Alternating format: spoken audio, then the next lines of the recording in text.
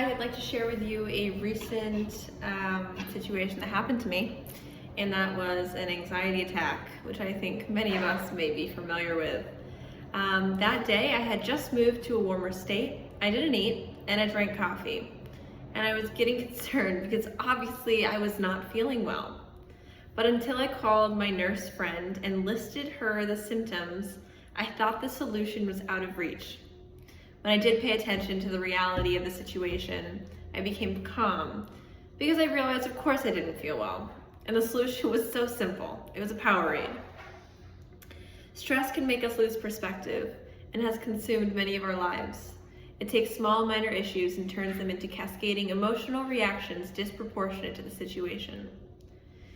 College students especially are people who fall victim.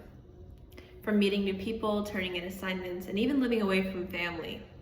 No two people react the same way to stress, but stress also does not stay the same for an individual. One day you might be fine, and a year from now you could be considering dropping out of school, quitting work out of the blue, or worse. There have been countless personal testimonies such as these. A study taken from Washington, D.C. gathered information from students of the nation. It stated that 35% of college students nationally reported considering leaving their program in the past 6 months. The most important reason students cite for leaving higher education is their well-being, with 54% reporting emotional stress. That's over a sixth of the college students population who have considered dropping out of school due to stress alone. And the fact of the matter is this percentage is just growing, and there needs to be a fix for this. Stress does not just affect our lives as students, but our overall ability to function and live well. McEwen, in his article, Central Effects of Stress Hormones in Health and Disease, states that the concept of allostasis and allostatic load and overload emphasize the existence of multiple interacting mediators and the almost inevitable consequences of wear and tear on the body and brain from adapting to demands of daily life over time. These concepts also include the behavioral and psychological consequences of how an individual responds to chronic stressors, large or small, in terms of eating, sleeping, drinking alcohol, smoking, physical activity, and social interactions. Our response is not necessarily innately conscious choices we make, but reactions to what our body is telling us. The decision to step away from these reactions of stress and into a life that is regulated and not consumed by momentary solutions is in your hands. There's a way to lessen the grip stress has on you and prepare for when it strikes again. It's simple. It's a good practice for many areas in life. We must train ourselves to be regulated so that no matter how we feel, happy or sad, we unmistakably know the truth and are able to regulate our emotions as they try to overwhelm our lives. When we are feeling a certain way, to turn inward and not to run to anger, alcohol, or other vices, which many do. The solution is simple: an examination of conscience. Many studies have been done about the positive effects of meditation, but one branch of meditation that has not had as much extensive research done on the effects of it is the examination. What is meditation? Meditation is an exercise in which the individual turns attention or awareness to dwell on a single object, concept, sound, image, or experience, with the intention of gaining greater spiritual, experiential, or existential insight, or of achieving improved psychological well-being.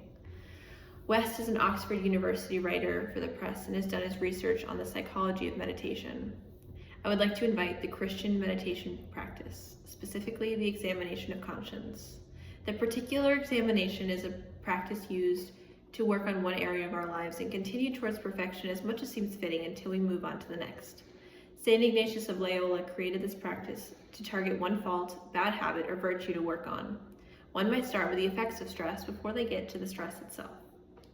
The practice will lead you to a calmer life, a life with more intention and less irrational responses. Realizing that your behavior has a pattern will allow you to choose intention in the moment.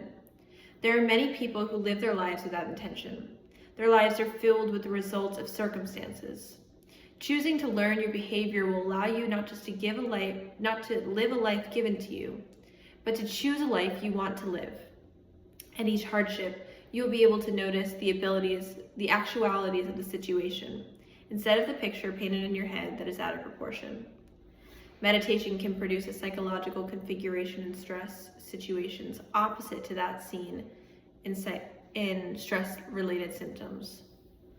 Fight the uninvited guests of stress that many colleagues deal with regularly. Examine your conscience. It takes 5 minutes a day. Start actively living your life with intention, not just a reaction to an outside stimulus. At the appointed time, for many it's at the end of the day, think back to what stress reactions you may have had experienced.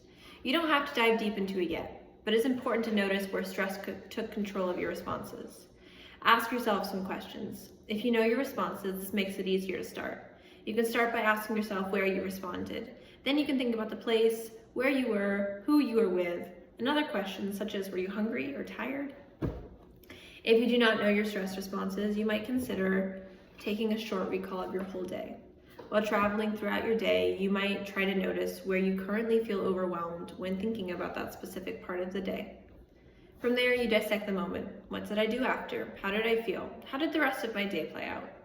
Once you are able to recall all of those situations, after practice, you are likely to find yourself in the moment of intense stress, noticing that that's what it is. You will be one step closer to being able to determine the reality and find the problem and solution. You may have reacted. The point of this is not to be perfect tomorrow.